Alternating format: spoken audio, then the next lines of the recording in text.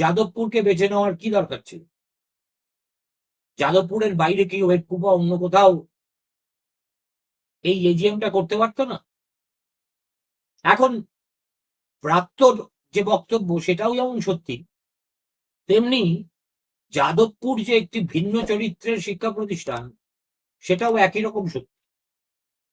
সুতরাং এখানে সবচেয়ে বড় দায়িত্ব যাদের এসে পড়ে সেটা হচ্ছে ইউনিভার্সিটি কর্তৃপক্ষের।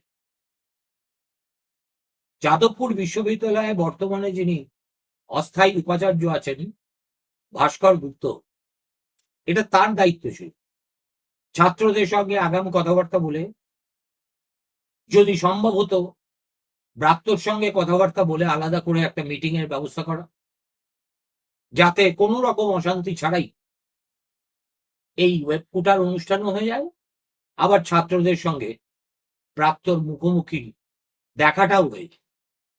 কিন্তু যেখানে যে বিশ্ববিদ্যালয় কর্তৃপক্ষই হাওয়া হয়ে গেছেন, কোথাও তাকে দেখা যাচ্ছে না, সেখানে তো ফ্রি ফর অল হওয়ার সম্ভাবনা খুব বেশি।